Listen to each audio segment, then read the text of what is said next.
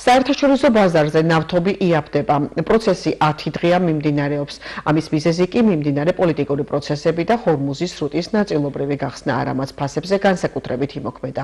დღეის მდგომარეობით ბენზინისა და დიზელის ღირებულება დაახლოებით თანაბარია და 1 ტონის შეძენა $1000 ფარგლებშია შესაძლებელი.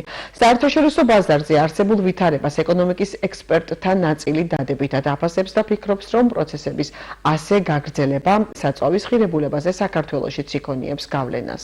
საწვავის ფასებთან დაკავშირებით გარკვეული შემცირება შეინიშნება, უფრო შესამჩნევია ეს ყველაფერი არის საავიაციო საწვავთან მიმართებაში, რომლის ფასის მნიშვნელოვნად გაიზარდა და ასევე გარკვეულწილად დეფიციტური იყო. ალბათ ეს შემცირება ძირითადად განპირობებულია იმით, რომ საომარი მოქმედებები უკვე საკმაო ხანია რაც შეჩერებულია და ჩვენ გვესმის განცხადებები, რომ ჰორმუზის სრუტის გაწმენდაც ფაქტობრივად იწყება უკვე და უნდა ველოდოთ, რომ ეს პროცესი გაგრძელდება და იმედი დავიტოვოთ.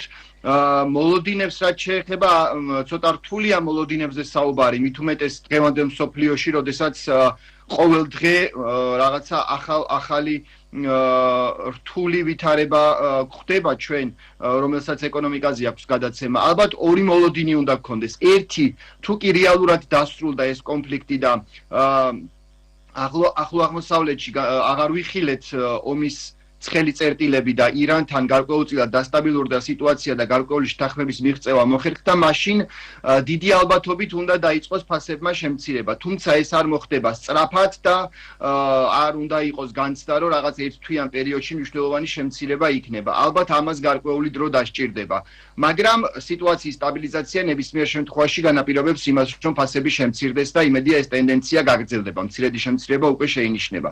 რაც შეეხება უფრო უარყოფით მოლოდინს, თუ კი ისევ გარკვეული ცხელი წერტილები გაჩნდა, თუ კი ისევ ვიხილეთ საჰაერო დარტყმები ისრაელის ან ამერიკის შეერთებული შტატების მხრიდან ირანის მიმართ, მაშინ არანაირი დადებითი მოლოდინი არ უნდა გქონდეს და პირიქით უნდა ველოდოთ, რომ შესაძლოა ფასი კიდევ გაიზარდოს ან იგივე ნიშნულზე დარჩეს, როგორზეც დღეს არის. რთულია პროგნოზირება, თუმცა დღევანდელი სტაბილური სიტუაცია იძლევა იმის და განცხადებები იძლევა იმის იმედს, რომ უახლოეს პერიოდში ფასები გარკვეულწილად კლებას დაიწყოს.